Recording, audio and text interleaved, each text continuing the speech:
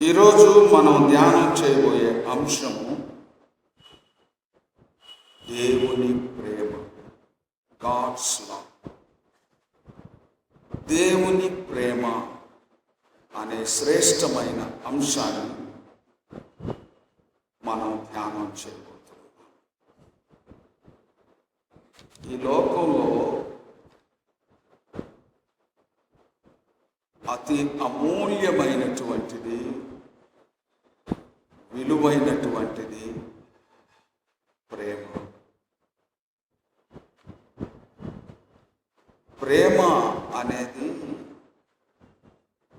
అందరూ కోరుకునేటువంటిది. Love is desirable. ప్రేమ అనేది అందరూ కోరుకునేటువంటిది. మానవులు, ఈ లోకంలో ప్రతి మానవుడు అందరి చేత ప్రేమింపబడాలని కోరుకుంటాడు. ఏ మానవుడు కూడా అందరూ నన్ను ద్వేషించాలి, నాకు శత్రువులుగా ఉండాలి, నాకు కీడు చేసేవారుగా ఉండాలి అని అనుకోడు. ప్రతి ఒక్కరూ ప్రేమను కోరుకుంటారు, ప్రేమింపబడాలని కోరుకుంటారు. ప్రేమైనటువంటి దేవుని బిడ్డలారా, లవ్ ఈజ్ డిజైరబుల్.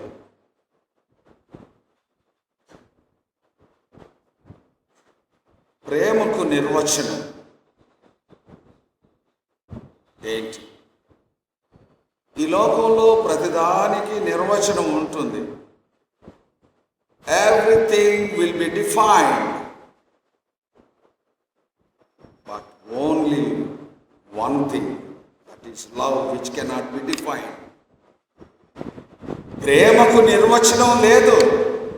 ప్రేమ అంటే ఎలా ఉంటుంది, ప్రేమకు ప్రతిపదార్థం ఏంటి, ప్రత్యాన్వయం ఏంటి అని ఆలోచన చేస్తే ప్రేమకు నిర్వచనం లేదు. ప్రేమ అనేది ఇలా ఉంటుంది అని నిర్వచించడానికి ఏమీ లేదు. నాకు తెలిసి ప్రేమకు నిర్వచనం ఏంటంటే దేవుడు, గాడ్ ఈజ్ లవ్. ప్రేమను నిర్వచించాలి అంటే, ప్రేమకు ప్రత్యాన్వయం ఏదన్నా చూపించాలి అంటే, ప్రేమకు ఇంకొక అర్థం చెప్పాలి అంటే దేవుడు, గాడ్ ఈజ్ లవ్. ఇక్కడ ఒక విషయాన్ని మీరందరూ జ్ఞాపకం ఉంచుకోవాలి. అక్కడక్కడ కొన్ని బోర్డ్స్ మనం చూస్తున్నాం. అదేంటంటే లవ్ ఈజ్ గాడ్. చాలా చోట్ల సైన్ బోర్డ్స్ ఇళ్లలో కూడా పెట్టుకో ఉంటారు. లవ్ ఈజ్ గాడ్, ప్రేమే దైవం అని అర్థం ఇచ్చే బోర్డులు పెట్టుకొని ఉంటారు. పెద్ద పెద్ద సీనరీస్ ఉంటాయి. అది తప్పు, అది కరెక్ట్ కాదు.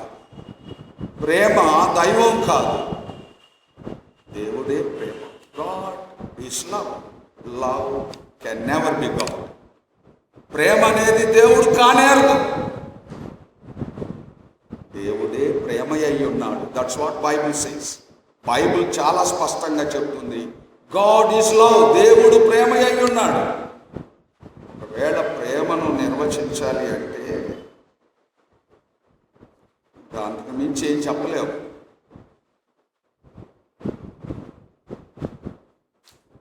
బైబిల్లో ఒక చక్కని మాట ఉంది, చూస్తారా? కొరింథీయులకు రాసిన మొదటి పత్రిక 13వ అధ్యాయం 13వ వచనం చూడండి. ఎంత స్పష్టమైనటువంటి మాట. కాగా విశ్వాసము, నిరీక్షణ, ప్రేమ, ఈ మూడు నిలుచును. వీటిలో శ్రేష్టమైనది ప్రేమయే. వీటిలో శ్రేష్టమైనది ప్రేమయే. ఈ లోకంలో నిలిచిపోయేవి 3 ఉన్నాయి. ఎవర్ లాస్టింగ్ థింగ్స్, ఎప్పటికి ఉండేవి. విశ్వాసము, నిరీక్షణ, ప్రేమ. ఈ 3 నిలుచును. కానీ శ్రేష్టమైనది ప్రేమయే. 3 ముఖ్యమైనయే, కానీ మూడిట్లో ప్రేమ అనేది చాలా చాలా శ్రేష్టమైనది. More precious. Love is more precious than anything in this world. ఈ లోకంలో ప్రేమ అనేది చాలా చాలా అమూల్యమైనటువంటిది, ప్రశస్తమైనటువంటిది. ప్రేమైన దేవుని బిడ్డలారా, ఇంకొక మాట చూడండి. గలతీయులకు రాసిన పత్రిక 5వ అధ్యాయం 22వ వచనం చూడండి. అయితే ఆత్మఫలమేమనగా ప్రేమ. చాలు. అయితే ఆత్మఫలమేమనగా the fruit of the spirit is love. That's all. చూచారా, అక్కడ ఆత్మఫలము అనే 9 విషయాలు అక్కడ ఉన్నాయి. ప్రేమ, సంతోషం, సమాధానం, దీర్ఘశాంతం, దయాళుత్వం, మంచితనం, ఇలాగా 9 ఉన్నాయి. కానీ ద వెరీ ఫస్ట్, మొదటిది ఏంటంటే, ఆత్మఫలంలో మొదటిది ఏంటంటే ప్రేమ. ఆత్మఫలమేమనగా ప్రేమ. The fruit of the spirit is love.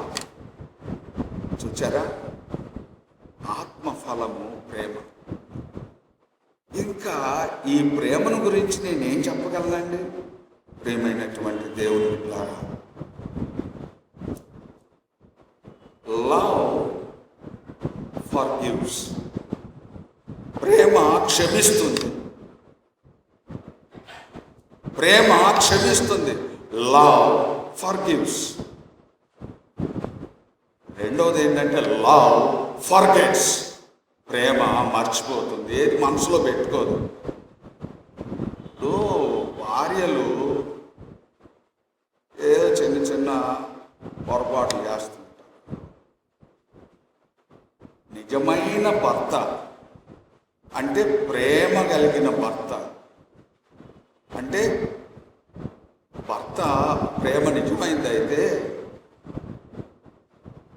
ఈజీగా వాటిని క్షమిస్తారు, వాటిని మర్చిపోతారు. Love forgives and forgets. ఒకవేళ భర్తలో కూడా కొన్ని చిన్న చిన్న పొరపాట్లు ఉండొచ్చు. భార్య నిజమైనటువంటి ప్రేమ భర్త పట్ల ఉంటే ఆమె ప్రేమ ఆ భర్తలో ఉన్నటువంటి చిన్న బలహీనతల్లో, లిటిల్ వీక్నెసెస్, చిన్న చిన్న బలహీనతలు ఏమన్నా ఉంటే వాటిని క్షమించగలుగుతుంది, వాటిని మరిచిపోగలుగుతుంది. పిల్లలు చిన్న చిన్న తప్పులు చేస్తూ ఉంటారు. మన పిల్లలు మనం చెప్పిన మాట వినకుండా వారికి ఇష్టమైనట్టుగా నడుచుకుంటూ చిన్న వెరీ స్మాల్ థింగ్స్, చిన్న తప్పులకు పెద్ద శిక్ష విధించే తల్లిదండ్రులు ఉన్నారు ఈ లోకంలో. చిన్న చిన్న తప్పులకు వాళ్ళని ఏదో క్రమశిక్షణలో పెట్టాలని పెద్ద శిక్షలు పెడతా ఉంటారు.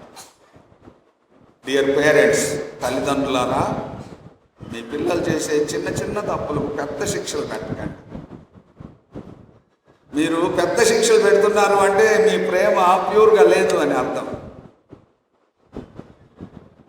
ఈనాడు పిల్లలు ఎందుకు యారగెంట్స్గా, తిరుగుబాటుదారులుగా, తల్లిదండ్రులకు వ్యతిరేకులుగా పెరుగుతున్నారంటే కారణం ఏంటంటే వాళ్ళు చేసే చిన్న తప్పులకు పెద్ద శిక్షలు, పెద్ద క్రమశిక్షణ చర్యలు తీసుకుంటున్నారు.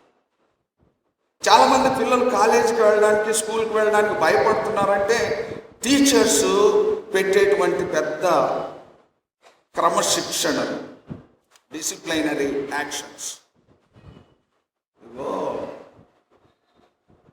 ప్రేమతో జయించాలి ఏదైనా.